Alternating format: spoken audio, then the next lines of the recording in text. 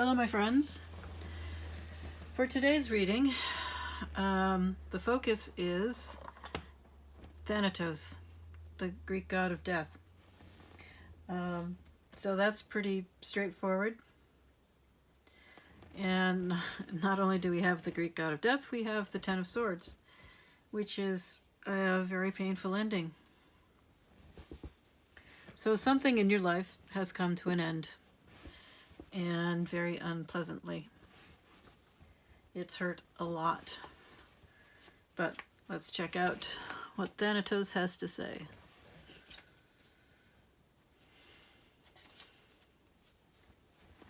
It is tempting to oversimplify death and sum it up as transformation, but the true archetypal resonance of Thanatos cannot be easily assimilated or contained. Death is ongoing and omnipresent, an eternal response to the gift of birth. Witnessing the ending of another being, creature, phase, or stage has deep consequences for the psyche. We are forever changed by Thanatos as it sweeps us under its wings, making us relinquish control in every form. It leaves a mark of ash upon our heart, signifying we have touched the cusp of the underworld and will return to the land of the living eventually, with more compassion and wisdom to share. This capacity is needed in our world. One who has faced the annihilation of Thanatos can face anything. When this card appears, it signifies an initiation into the underworld. That's another card in this deck. This is the Wild Unknown Archetypes deck. The pocket edition, of course. All right, let's see what else. Facing Thanatos, death, leads us to Aletheia, truth. All right. So it's time to face the truth about something. There are those with a great gift for navigating Thanatos energy. Thankfully, we find these generous souls in emergency rooms, hospitals, hospice centers, and the like. When light, grieving, mourning, bearing witness to all that is. When dark, fear or insensitivity to old age, illness, and the dying. Go Deeper, The Mower by Philip Larkin. I'm assuming that's a poem. Okay, so that is our focus. The next card out is the Hierophant, and then we have the Nine of Pentacles in reverse. So I am getting mentor vibes from this. And the Nine of Pentacles in reverse it's like the Hermit. You're supposed to be going within and doing a lot of self-cultivation, finding out about yourself. But so the Hermit is more focused on finding your inner light so that you can bring it back out and be a guide to others. This, the Nine of Pentacles, is about being alone so that you can work on yourself. So it's less about becoming a guide to others. It's less about finding the divine spark within you. And perhaps more mundane things like maybe diet, exercise, and of course working on your financial prosperity, your financial situation in some form. But you have it in reverse, of course. So I get more this, when I see the Nine of Pentacles in reverse, I get more the sense of someone who is refusing to do the work on themselves, refusing to improve themselves, and perhaps refusing abundance as well. Because the purpose of this internal cultivation is to bring more abundance to your life, to lead an abundant life, to lead the Ten of Pentacles life. So I'm using the term abundance because it's not just about money. There are many things that make life abundant. And although money can make it easier, abundance can be a simple lifestyle of appreciation for waking up each day, for the sunrise, for the birds singing outside your window, for the beauty of the snowflakes, or the mountains, or the trees. There's many ways to lead an abundant life. And it's not happening for you. Perhaps because you're overworking. You might have a work-life imbalance. You might be a workaholic. Or you might just have a sense that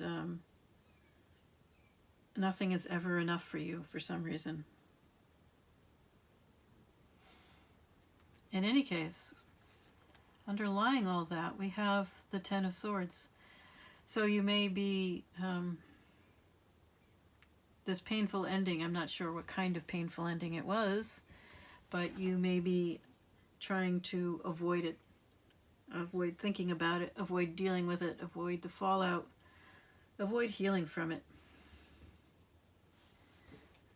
But it looks like going through that is what's going to lead you to the success you're looking for, the new beginning you're looking for, the new creativity, enthusiasm for life, all these things you are hoping for. Then we have the King of Wands. This may be who you are becoming, or you have the opportunity to become. This may be someone that you would like to have a new opportunity with. So again, gender is not relevant. You can be a king or queen of wands and be male or female. You have to work your way through all of the court cards, all of the suits, every card in the suits, to be a fully complete human being. So both the male and female aspects of yourself and of each of these suits must be developed in you. All right, so the King of Wands is an entrepreneur, or can be. They have that kind of orientation, I guess. So someone who tends to leadership positions, someone who is brave and creative, a visionary, someone who has determination and is charismatic. A tendency to be charismatic and very successful. And of course, passionate. So I think that's who you would like to become.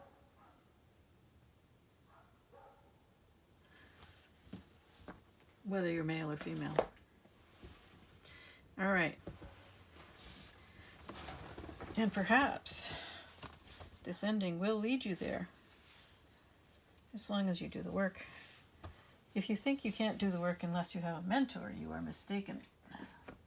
Although a mentor could definitely make it easier. Let's see what else we've got here. I'm feeling drawn to the Jungian Tarot, which is odd because it's not an easy deck to work with. It is not a traditional tarot deck. The meanings of the cards are different. So, let's see what we've got. Why or what does this deck have to say to you?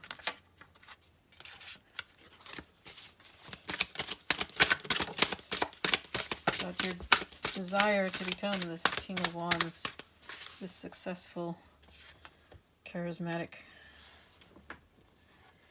entrepreneur.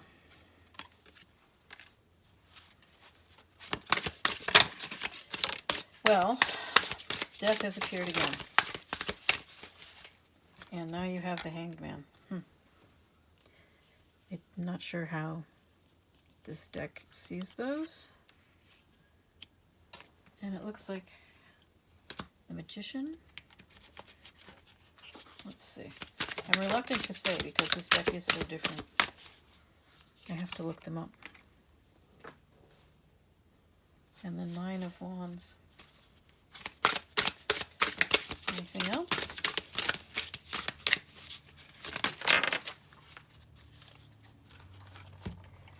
Queen of Swords. In reverse. No, not in reverse. This deck doesn't do reversals. Okay. Trying again. Let's move everything up.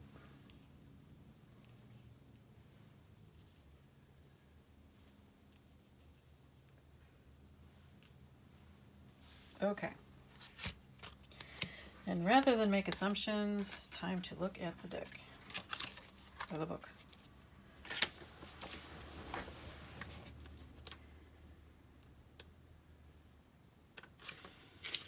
Okay, death, of course. Archetype of transition, healing, point of no return, mystery, magnetism, the very principle of human generation, by which one comes into the world and through which one returns.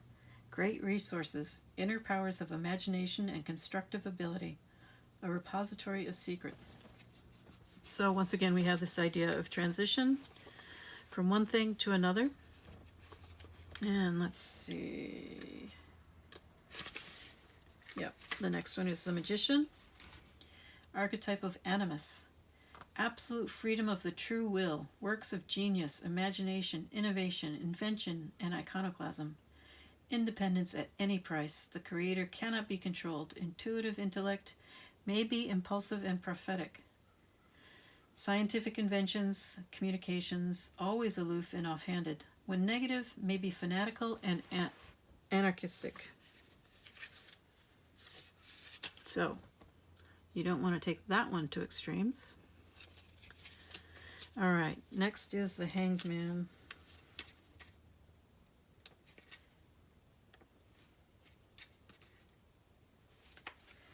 Archetype of the sacrificed god. Radical change of perspective, changing places with opposite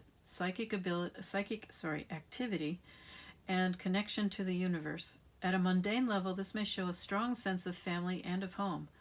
Though fond of changing conditions and of travel, one gladly returns home. Symbolically, this means a deep desire for return to the source of life. So I would say a return to the divine. Nine of Wands. Anger and volatility, raw emotion, irrational impulse and changeability. Childish temper may quickly dissipate. Threatening plots and secrets, scandal suddenly explodes. Fiery and perhaps dangerous instability. So perhaps that's what you need to master. We have the Magician right above this. So there is a need for mastery, self-mastery, seemingly of your explosive temper. And next we'll go to Seven of Pentacles.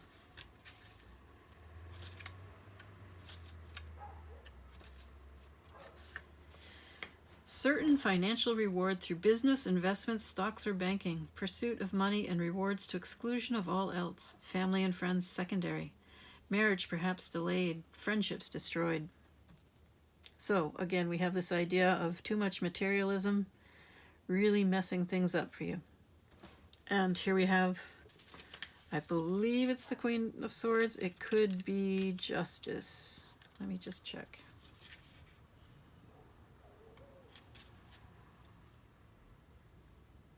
Yeah, I think it might be Justice. Yep, it's Justice. Archetype of punishment and reward. Justice, equilibrium, a card of poise, balance, and artistry, cooperation, neatness and preciseness, pleasantness and agreeability, but sensitivity about having decisions questioned, a certain moodiness, highs and lows. Justice, which is fair, may be administered in emotional and temperamental ways. Interesting. So there's definitely some volatility going on here. Lots of volatility. We have 3 cards of volatility. This one possibly 2. Oddly enough, because it's usually a card of self-mastery. We have no cards of true balance attained here. This is coming across as rather harsh. So yes, a need for balance, but there's a lot of swinging high and low from one extreme to the other. So this one has aloofness and coldness. This one has explosive temper. This is over materialism. And these two, a need for transformation, transition to something new, a need for a return to the divine, a return to what you are truly are. Stripping away all of the